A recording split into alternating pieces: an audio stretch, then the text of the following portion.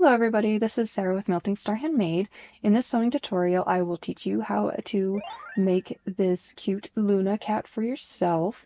This is a free pattern by Choly of Sew Desune. She has a lot of free patterns as well as paid patterns.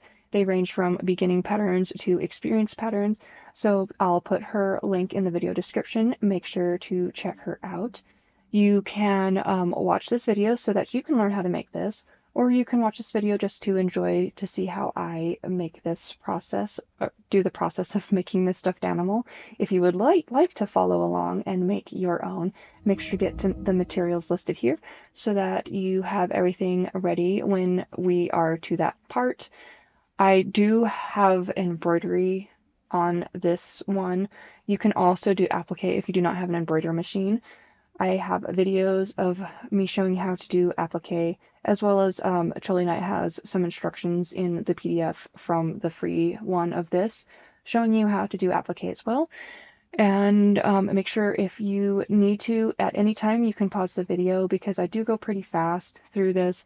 This took me a couple hours to make, and I broke this down to a less than 30-minute video. So yes, do please pause if you need to. And thank you in advance for watching. And make sure to like and subscribe if you enjoy videos like this. So the first thing you do before you print your pattern, since there are different sizes, is you need to decide, is it going to be Luna, Artemis, or Diana? For this one, I will be doing Luna, so I will print the pages for Luna. Once you have all the pages cut out that you need, you want to put page 2 aside. That is for applique, and we won't be cutting that out right now. So you want to cut around on the solid lines, not the dotted lines, because the dotted lines are where you sew. So we want to cut out on the solid lines on all of these pieces. One last thing I want to mention before I skip ahead on me cutting this out is if you come across these little triangles, cut the opposite direction, like on this forehead. This will help you line up the seams later. Now that we've finished cutting out all of the pieces, we can clean up and make sure that we did not miss any pieces. I like to put them in the pile of what color they are. With Luna and all of these cats, actually, they're quite easy. They're one solid color with little pink in their ear. So I have my fabric. I'm going with a gray, a dark gray, instead of a purple, mostly because I was running low on purple fabric. And it's really hard to see black. So I'm going to go with a little bit of a dark gray, and I'm going to start with figuring out which way the stretch and the nap is on this pink ear, inner ear. And I'm going to fold it over because we do want two of a mirroring pair on this. And I'm going to use my dry erase or air erase marker to mark this out, and I'm going to cut this out. Now I will be cutting all of these out. I will be doing most of this off camera. I just wanted to show you, like, this is one of my methods of cutting things out. I like to trace them and then pin and then cut it out, or sometimes I just pin the piece to the fabric and cut it out that way. Whichever way you do it is perfectly fine.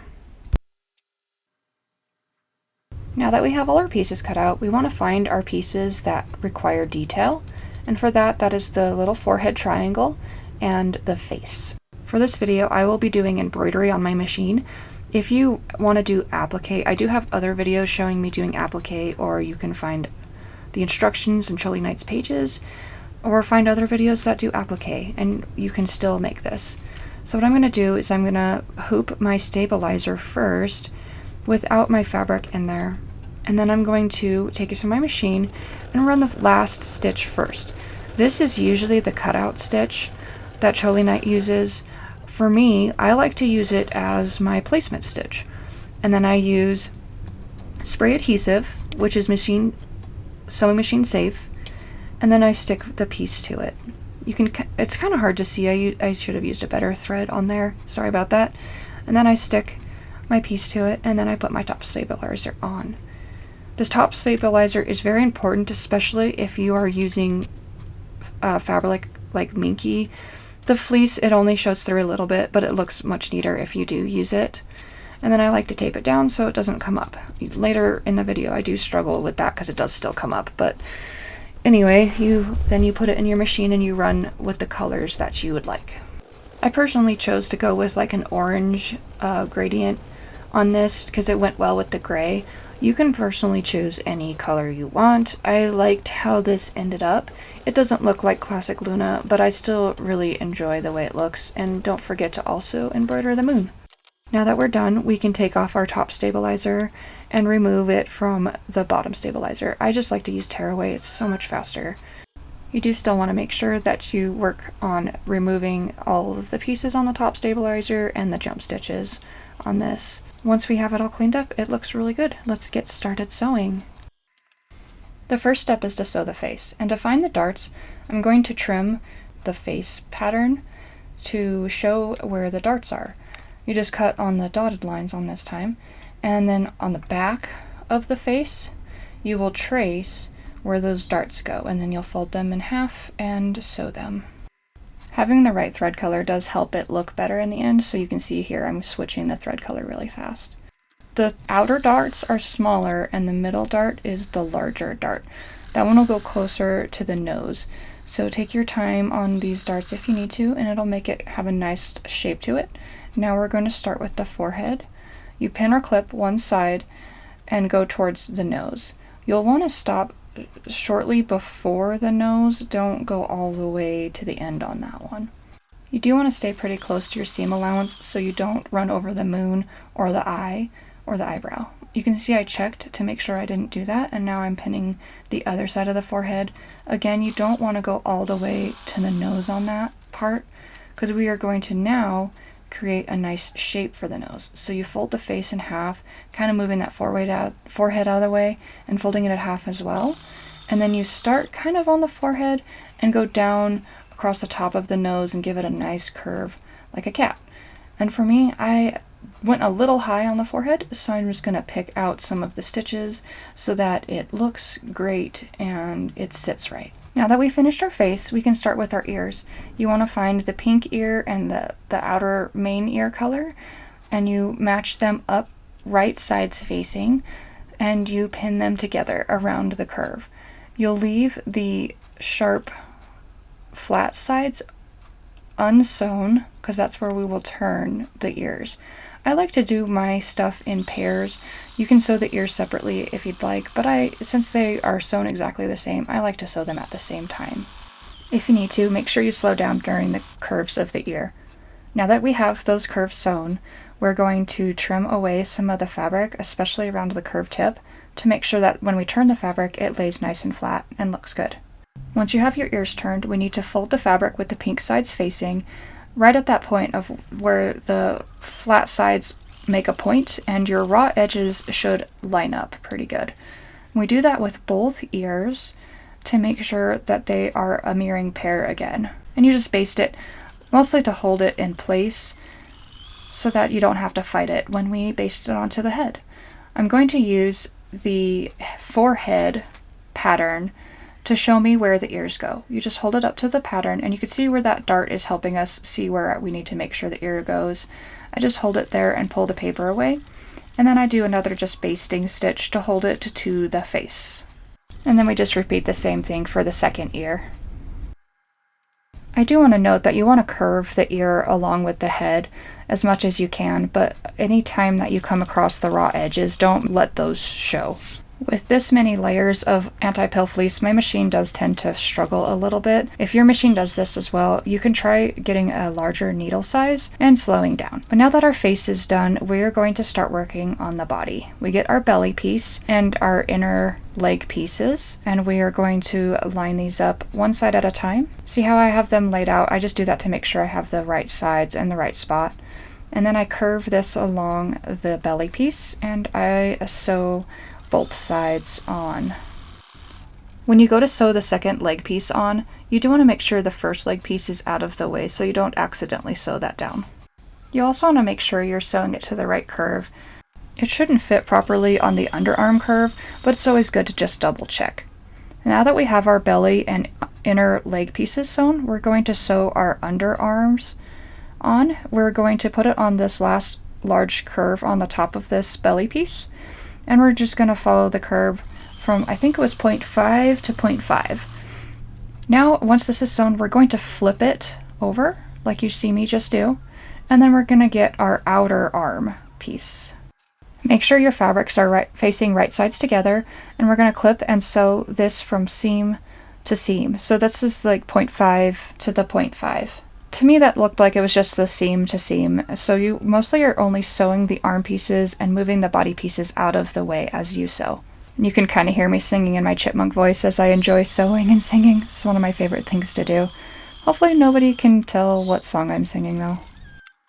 On this inner part of the legs, you do want to make sure you go up to a point and then keep your needle down and turn and keep sewing and slow down around the curves of the legs. You could see I did break my thread trying to go faster. Once you've sewn these leg parts from 0.5 to 0.5, you do want to check your seams, make sure you didn't miss anything, and then trim in the curves and the points where everything meets so everything turns and looks nice when it's time to turn. And now we're going to attach the head to the neck part. This attaches to the top of the outer arms, and we'll just go right around this curve here. Now that we finished making the face attached to the body, we can move on to working on the back of the body. We want to start by grabbing our head back pieces, and I also grabbed the paper pattern piece and trimmed out the darts so that I could trace where the darts belong. You want to trace this onto the back of your fabric so that you can see where it is while you're sewing. You'll sew right on the mark that you made since that was the sewing line. And then we'll repeat this on both darts, the top and the bottom, the side and the bottom, and then we'll also do the other head back piece. Once you have your darts sewn on the head back pieces, we're going to sew the head back together. You're going to leave the side and the bottom with the darts open, and you'll also want to leave a gap for turning. I just like to mark it with double clips so I know where to leave that opening. I turned it to make sure the seams were good, and now we're going to sew the body back. First you want to sew the bottom darts. This is where the plush will sit, so make sure it has a nice curve to it.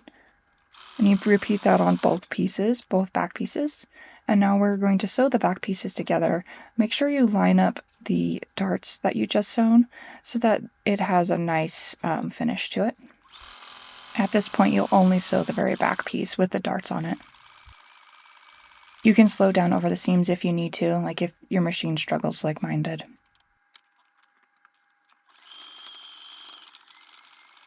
Once you get this back piece finished, we're going to add the head back to the top, just like we did the face to the front of the body. You're just going to line up the end seams, and we're going to sew this together. I like to also line up the seams on the back piece that I just sewn and the head piece to make it have some good lines. Now we're going to sew the back of the body and the front of the body together. Using the triangle on the forehead and the back head seam, we're going to line that up to start. And then we will clip down the side of the head. Make sure that we use big enough clips on the ears, and we'll line up the neck seams as well. I like to go from the top and the side and then kind of fill in the middle so that I don't have any extra fabric at the end. These ear pieces are kind of bulky, so I used one of my larger clips right there.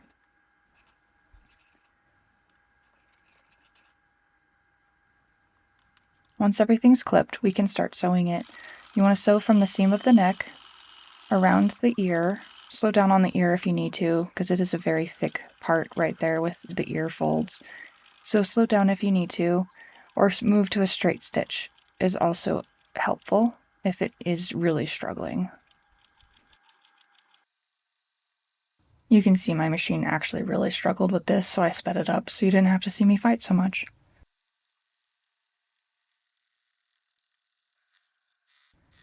Once you get all the way around, make sure you check your seams to see if everything has sewn and no stitches were skipped. I found some stitch skips, so I tried to re-sew this ear and ended up bending my needle. So I just put it in my sharps box and added a new needle, and we're gonna carry on.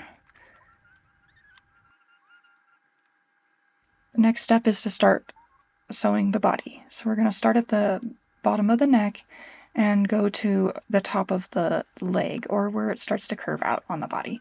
Make sure your arm pieces stay out of the way as you sew this so that you don't have to, stitch rip it later. You can see as I'm sewing, I'm just making sure everything's lined up and the arm pieces are out of the way the whole time. Once this is done, we're going to start sewing around this leg curve. First, what I'm going to do is I'm going to find the center of the belly piece and put a little clip on it and line that up with the back seam. That helps me know exactly where everything needs to line up. And then I'll start clipping this leg piece. The pieces seem to be a little off, but if you move them around and adjust them, they actually fit perfectly, and it'll make it have a nice curve when it's done being sewn. On here, I stop sewing right at the center of that belly piece. It's a little further than Choly Knight says to go, but that's where I liked to stop. And then I line up the top of the leg pieces, or where everything stops curving, and lining up, I start clipping and lining up the leg piece. And I just work my way up the body. I decided to just keep doing it in one long stitch. So I go around this leg and up the neck, and I stop when I get to the neck seam. Remember to keep those leg pieces out of the way as you sew past them. And then we're going to stop at the neck line. Now our body piece is finished, so we're going to clip all of our extra fabric, especially these bulky ear pieces here, and trim around the corners so that we can, when it turns, they sit right. So that just means anywhere there's like a tight corner, you want to clip the seam allowance at the corner. And any bulky areas or any parts where it curves, I like to trim it down so that the curves lay better. Once you've cleaned up, we can turn this right side out. I have hemostats to help me turn. They're not a requirement, but they're very, very helpful. I talk a lot about how useful these hemostats are, but that's mostly because they can make easy work of hard things, like small pieces. But anyway, once this is fully turned, we are going to start stuffing it. Once you have your polyfill, you want to fill the arms first, and you do want to fill like the top of the leg area very lightly, and then you can start stuffing the bottom. The reason why you want to stuff the top of the arm area lightly is to, when we go to sew the arms to the body, you don't want it to be overstuffed and it'll be bulgy and hard to sew together. And I kept checking it as I stuffed to make sure I wasn't overstuffing it. Like I would hold the arms to the body. And then once you get to the face, you want to stuff the nose area very firmly so that it doesn't deflate, and then finish stuffing the rest of the head. Once the last of the head is stuffed, I always give it one good look over, make sure it's sitting right, and then I try and clean it up so that I can start ladder stitching it shut. I tend to pull thread straight from my machine so I don't have to go chasing my thread down. And then we put a good knot in the end of the thread and get our hand needle. I think this is where I intended to hit pause to go to the restroom, and then when I came back I actually stopped the recording and totally missed me starting to ladder stitch this shut.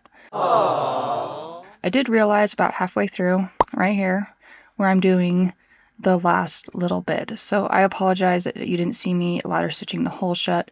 I still will have my guide on how to ladder stitch up on the screen, and I apologize for the missing part of my film.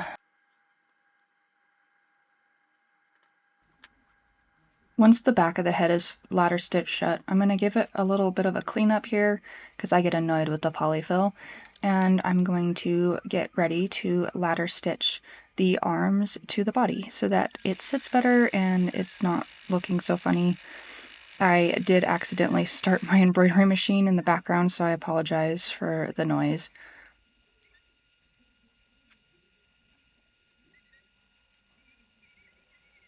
So with this, we just ladder stitch like we did with the hole in the back of the head.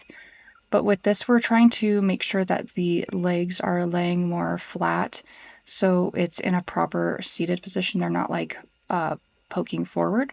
And I just kind of like hold it where I think it looks good, and ladder stitch from the arms to the belly and back and forth until it sits in a cute position. Once that's finished, we can put it aside, and now we're going to sew the feet. You want to get your pairs and put them right sides facing and clip all the way around the oval. We will also be sewing all the way around the oval as well. So just make sure you go slow around these curves because some of them are a little tight, especially on the smaller side of the foot. And we go all the way around. It will cause a closed circle, or sorry, closed oval, but that is what we are wanting to do. Oh, right. I ran out of bobbin like right at the very end of that foot, and I was like, oh my gosh, did I not have enough? But it was like less than an inch left. Like it made it. It was one of those gamble times where it was just exactly the right amount of thread. So I just filled my bobbin so when I'm sewing the next piece, like the tail, I'd be ready. Anyway, get your sharp scissors and trim around these curves so when you turn the foot, it lays nice and flat. And then we are going to take the bottom of the foot, and on these it is the wider part of the oval, and you snip pretty close to the bottom. When you snip them, you want to make sure you're only going through one layer of fabric so you don't cut all the way through.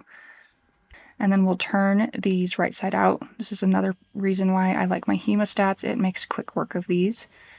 And then we can lightly stuff them with our poly fill and get ready to sew them to the body.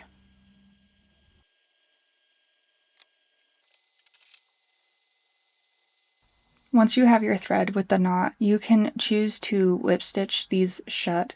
I like to do that so I'm not fighting with the polyfill to stay in. And you just make sure that the hole is closed enough that it's not causing problems. And I like to tuck the end of the thread inside also. And with this one, I kind of had to play around with it a little bit, figure out where the feet looked cute, where I wanted them to be, and you could actually put them almost anywhere you'd like and what you thought was the best. And I did use a pin to kind of hold the opposite one that I was sewing in place while I got started on the one I was sewing. So we'll be just ladder stitching this on to the body. So you go from the body to the foot. And to make sure that you're not sewing it completely flat to the body, I do kind of push it down as I go across the top of the foot and still ladder stitch it in place. And I make sure that I'm not pushing it so far down that you can see the hole that I snipped in it to turn it and add stuffing. It does not want to sit completely right yet, but that's mostly because she doesn't have her tail yet, and that will cause a counterbalance. So don't worry if your stuffed animal is tipping forward too much still, or right at this point. It will, the tail will help the stuffed animal sit properly. At this point, I'm going to skip forward in my video so you don't have to watch me ladder stitch both of the feet on. Once you have both feet sewn on, we're going to set the body aside and get our final pieces, which are for the tail. You want to pin or clip this all around the whole piece, but make sure that when you sew it, you be careful around the curves and we leave the flat top part open for turning. You want to make sure you go slow around these curves, especially this inner one, because if you go too fast, your machine might skip stitches and then it won't sew together all the way. You want to make sure you also trim all that extra fabric so when it turns and lays flat and doesn't have a lot of bulk in it. Even with the hemostats, this tail gave me a little bit of trouble, so if you need to, take some time to turn that. And then we are going to lightly stuff it, or semi-firmly stuff the tail. You want to always start at the very tip of the tail when you're stuffing pieces like this, and then work towards the opening. Once you're happy with the amount of stuffing that is in the tail, get some thread and we're going to gather stitch the opening shut so that we have a sewing surface to ladder stitch this to the cat's body. So we're going to gather stitch this shut That's just where you kind of go in and out of the opening area, and then when you pull it tight, it closes the opening. And I like to make sure it's like it has a nice flat surface on it so that when I do sew it to the body, it's pretty obvious where I need to sew. And then you just hold it, it's like right above the seam on the darts that you created a seam with, and you just kind of place it there and hold it there while you sew it with a ladder stitch. And I'm going to speed this up so you guys don't have to watch me do this the whole time.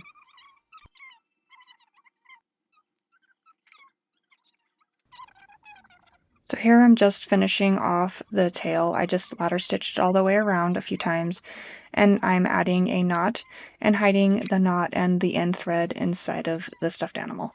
I'm going to clean it up a little bit because it does get covered in polyfill if I'm using polyfill, and to me it looks really good. In my opinion, it looks really good. I'm excited that I got to do this pattern. I might do it again in more common Luna colors, but I just wanted to thank you guys for watching, and I hope you enjoyed this video. I'm excited to see what next month's video will be. Thank you for watching.